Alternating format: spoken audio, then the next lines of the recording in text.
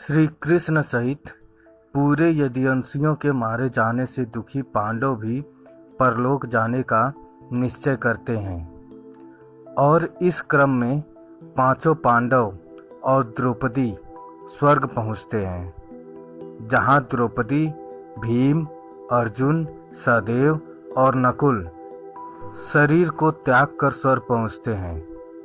वहीं युधिष्ठिर सशरीर स्वर्ग पहुंचते हैं। हालांकि उन्हें अपनी एक गलती के कारण कुछ समय नरक में भी बिताना पड़ता है। इस पूरे सफर में उनके साथ एक कुत्ता भी होता है। आइए अब विस्तार पूर्वक जानते हैं कि वो कुत्ता कौन था तथा पांडवों को स्वर्ग पहुंचने में किन किन कठिनाइयों का सामना करना पड़ा।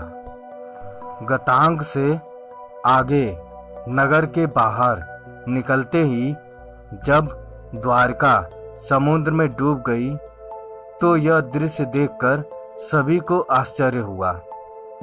अर्जुन यदुवंश की स्त्रियों व द्वारिका वासियों को लेकर तेजी से हस्तिनापुर की ओर चलने लगे। रास्ते में पंचनद देश में अर्जुन ने पड़ाव डाला। वहां रहने वाले लुटेरों ने जब देखा कि अर्जुन अकेले ही इतने बड़े जन समुदाय को लेकर जा रहे हैं, तो धन के लालच में आकर उन्होंने उन पर हमला कर दिया। अर्जुन ने लुटेरों को चेतावनी दी, लेकिन फिर भी वे नहीं माने, लूटपाट करने लगे। तब अर्जुन ने अपने दिव्य अस्त्र शस्त्रों का स्मरण किया, लेकिन उनकी स्मरण शक्ति लुप्त हो गई। अर्जुन ने देखा कि कुछ ही देर में उनकी तरकस के सभी बाण भी समाप्त हो गए। तब अर्जुन बिना शस्त्र से ही लुटेरों से युद्ध करने लगे, लेकिन देखते ही देखते लुटेरे बहुत सा धन और स्त्रियों को लेकर भाग गए। अस्त्रों का ज्ञान लुप्त हो गया, धनुष पर काबू नहीं चलता था, अक्षय बाण भी समाप्त हो गए।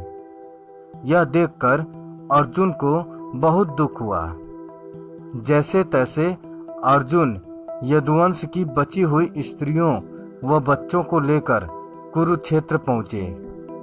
यहाँ आकर अर्जुन ने वज्र अर्थात श्री कृष्ण के पोते को इंद्रप्रस्थ का राजा बना दिया। रुक्मिणी, सत्यभामा, हेमवती तथा जामवंती आदि रानियां अग्नि में प्रवेश कर गईं। शेष वन में तपस्या के लिए चली गईं। बूढ़ों, बालकों व अन्य स्त्रियों को अर्जुन ने इंद्रप्रस्थ में रहने के लिए कहा। वज्र को इंद्रप्रस्थ का राजा बनाने के बाद अर्जुन महर्षि वेदव्यास के आश्रम पहुंचे। यहाँ आकर अर्जुन ने महर्षि वेदव्यास को बताया कि श्री कृष्ण बलराम सहित सारे यदुवंशी समाप्त हो चुके हैं। तब महर्षि ने कहा कि यह सब इसी प्रकार होना था, इसलिए इसके लिए शोक नहीं करना चाहिए। तब अर्जुन ने ये भी बताया कि किस प्रकार साधारण लुटेरे उनके सामने यदुवंश की स्त्रियों को हर कर ले गए और वे कुछ भी न कर सके। अर्जुन की बात सुनकर महर्षि वेदव्यास ने कहा कि वे दिव्य अस्त्र जिस उद्देश्य से तुमने प्राप्त किए थे वह पूरा हो गया है, अतः वे पुनः अपने स्थानों पर चले गए हैं। महर्षि ने अर्जुन से यह भी कहा कि तुम लोगों ने अपना कर्तव्य पूर्ण कर लिया है, अतः अब तुम्हारे परलोक गमन का समय आ गया है और यही तुम्हारे लिए श्रेष्ठ भी है। महर्षि वेदव्यास की बात सुनकर अर्जुन उनकी आज्ञा से हस्तिनापुर आए और उन्होंने पूरी बात महाराज युधिष्ठिर को बता दी। यदुवंशियों की नाश की बात जानकर युधिष्ठिर को बहुत दुख हुआ। महर्षि वेदव्यास की बात मानकर द्रौपदी सहित पांडवों ने राजपाट त्याग कर परलोक जाने का निश्चय किया। युधिष्ठिर ने युत्सु को बुलाकर उसे संपूर्ण राज्य की देखभाल का भार सौंप दिया और परीक्षित का राज्याभिषेक कर दिया। युधिष्ठिर ने सुभद्रा से कहा कि आज से परीक्षित हस्तिनापुर का तथा वज्र इंद्रप्रस्थ का राजा है। तुम इन दोनों पर समान रूप से स्नेह रखना। इसके बाद पांडवों ने अपने मामा वसुदेव व श्री कृष्ण तथा बलराम आदि का विधिवत तर्पण व श्राद्ध किया। इसके बाद पांडवों व द्रौपदी ने साधुओं के वस्त्र धारण किए और स्वर्ग जाने के लिए निकल पड़े। पांडवों के साथ साथ एक कुत्ता भी चलने लगा। अनेक तीर्थों, नदियों व समुद्रों की यात्रा करते करते पांडव आगे बढ़ने लगे। पांडव चलते चलते लाल सागर तक आ गए। अर्जुन ने लोभवश अपना गांडीव धनुष व अच्छे तरकसों का त्याग नहीं किया था। तभी वहां अग्निदेव उपस्थित हुए और उन्होंने अर्जुन से गांडीव धनुष और अच्छे तरकसों का त्याग करने के लिए कहा। अर्जुन ने ऐसा ही किया। पांडवों ने पृथ्वी की परिक्रमा पूरी करने की इच्छा से उत्तर दिशा की ओर यात्रा की। यात्रा करते करते पांडव हिमालय तक पहुंच गए। हिमालय लांघकर पांडव आगे बढ़े तो उन्हें बालू का समुद्र दिखाई पड़ा। इसके बाद उन्होंने सुमेरु पर्वत के दर्शन किए। पांचों पांडव, द्रौपदी तथा वह कुत्ता तेजी से आगे चलने लगे। तभी द्रौपदी लड़खड़ाकर गिर पड़ी। द्रौपदी को गिरा देख भीम ने युधिष्ठिर से कहा कि द्रौपदी ने कभी कोई पाप नहीं किया, तो फिर क्या कारण है कि वह नीचे गिर पड़ी। युधिष्ठिर ने कहा कि द्रौपदी हम सभी में अर्जुन को अधिक प्रेम करती थी, इसलिए उसके साथ ऐसा हुआ है। ऐसा कहकर युधिष्ठिर द्रौपदी को देखे बिना आगे बढ़ गए। थोड़ी देर बाद सहदेव भी गिर पड़े। भीमसेन ने सहदेव के गिरने का कारण पूछा तो युधिष्ठिर ने बताया कि सहदेव किसी को अपने जैसा विद्वान नहीं समझता था। इसी दोष के कारण इसे आज गिरना पड़ा। कुछ देर बाद नकुल भी गिर पड़े। भीम के पूछने पर युधिष्ठिर ने बताया कि नकुल को अपने रूप पर बहुत अभिमान था, इसलिए आज इसकी यह गति हुई है। थोड़ी देर बाद अर्जुन भी गिर पड़े। युधिष्ठिर ने भीमसेन को बताया कि अर्जुन को अपने पराक्रम पर अभिमान था। अर्जुन ने कहा था कि मैं एक ही दिन में शत्रुओं का नाश कर दूंगा, लेकिन ऐसा नहीं कर पाए। अपने अभिमान के कारण ही अर्जुन की आज यह हालत हुई है। ऐसा कहकर युधिष्ठिर आगे बढ़ गए। थोड़ी देर आगे चलने पर भीम भी गिर गए। जब भीम ने युधिष्ठिर से इसका कारण पूछा तो उन्होंने बताया कि तुम खाते बहुत थे और अपने बल का झूठा प्रदर्शन करते थे, इसलिए तुम्हें आज भूमि में गिरना पड़ा है। यह कहकर युधिष्ठिर आगे चल दिए। केवल वह कुत्ता ही उनके साथ चलता रहा। युधिष्ठिर कुछ ही दूर चले थे कि उन्हें स्वर्ग ले जाने के लिए स्वयं देवराज इंद्र अपना रथ लेकर आ गए। तब युधिष्ठिर ने इंद्र से कहा कि मेरे भाई और द्रौपदी मार्ग में ही गिर पड़े हैं, वे भी हमारे साथ चलें, ऐसी व्यवस्था कीजिए। तब इंद्र ने कहा कि वे सभी पहले ही स्वर्ग पहुंच चुके हैं। वे शरीर त्याग कर स्वर्ग पहुंच चुके हैं और आप सशरीर स्वर्ग में जाएंगे। इंद्र की बात सुनकर युधिष्ठिर ने कहा कि यह कुत्ता मेरा परम भक्त है, इसीलिए इसे भी मेरे साथ स्वर्ग जाने की आज्ञा दीजिए।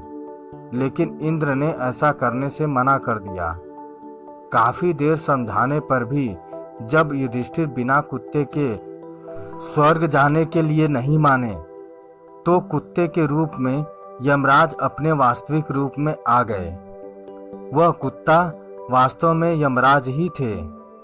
युधिष्ठिर को अपने धर्म में स्थित देखकर यमराज बहुत प्रसन्न हुए। इसके बाद देवराज इंद्र युधिष्ठिर को अपने रथ में बैठाकर स्वर्ग ले गए।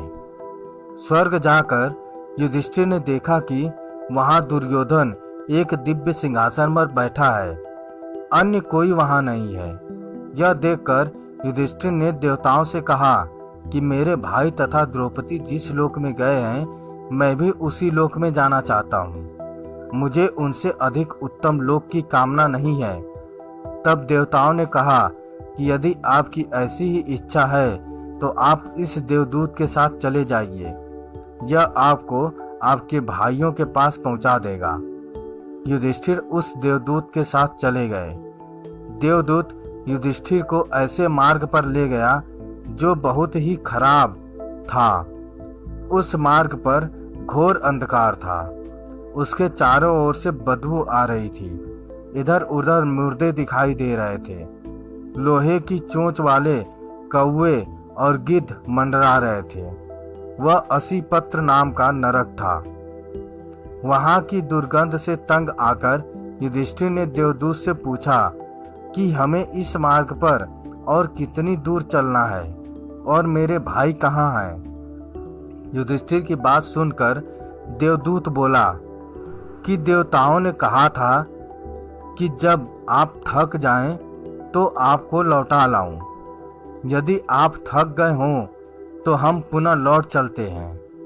युधिष्ठिर ने ऐसा ही करने का निश्चय किया। जब युधिष्ठिर वापस लौटने लगे तो उन्हें दुखी लोगों की आवाज सुनाई दी। वे युधिष्ठिर से कुछ देर वहीं रुकने के लिए कह रहे थे। युधिष्ठिर ने जब उनसे उनका परिचय पूछा तो उन्होंने कर्ण, भीम, अर्जुन, नकुल, सहदेव व द्रौपदी के रूप में अपना परिचय दिया।